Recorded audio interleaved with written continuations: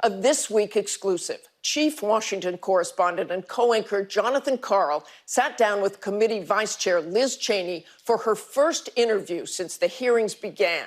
John pressed her about those extraordinary allegations and whether the committee is making the case to prosecute former President Trump.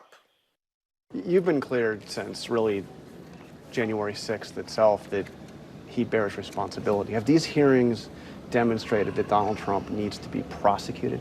Ultimately, the Justice Department will decide that. I think we may well, as a committee, have a view on that. And if you just think about it from the perspective of what kind of man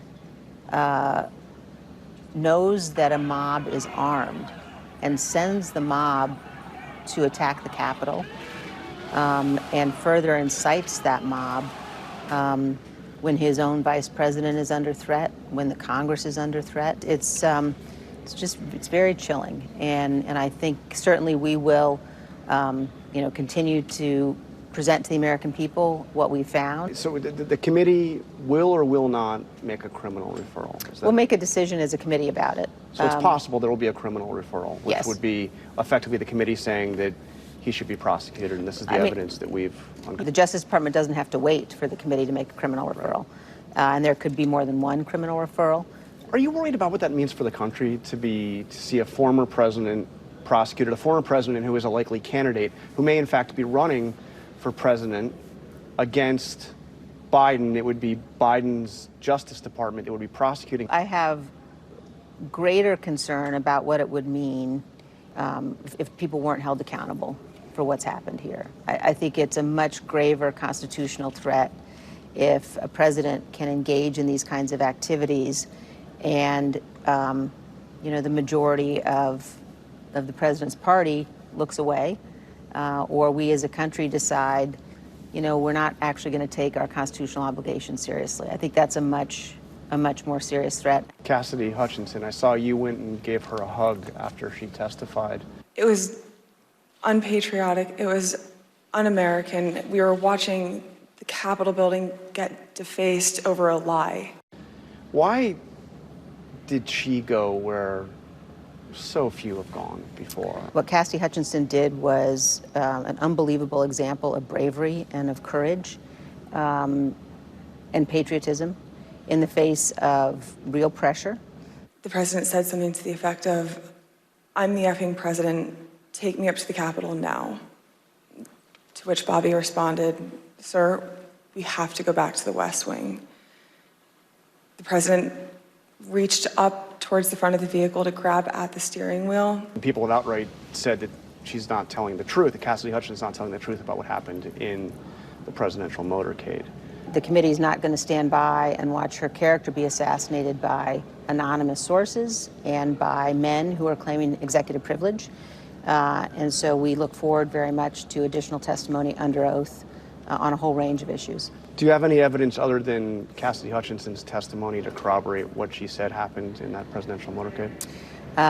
The committee has significant evidence about a whole range of issues, including the president's intense anger. And I think anger at not being allowed to go to the Capitol. Yes, exactly. At that moment.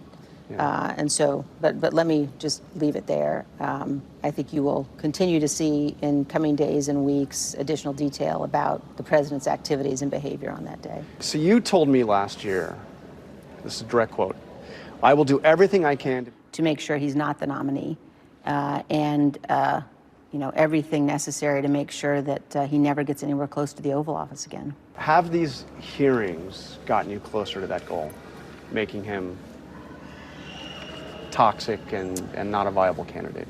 That's not the goal of the hearings. But you said it was your priority. I think it's important, but I don't want you to convey the impression that somehow the hearings are political. Yeah.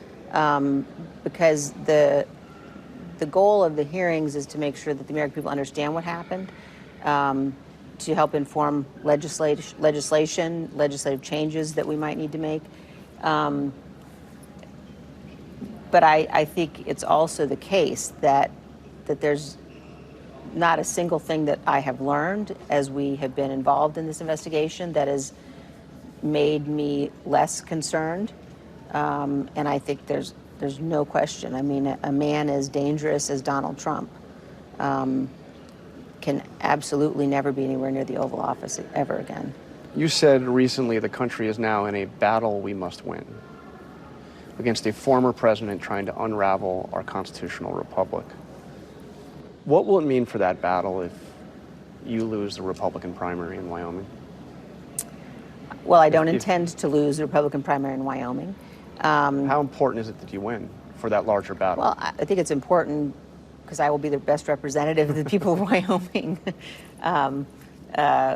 can have. The single most important thing is protecting the nation from Donald Trump.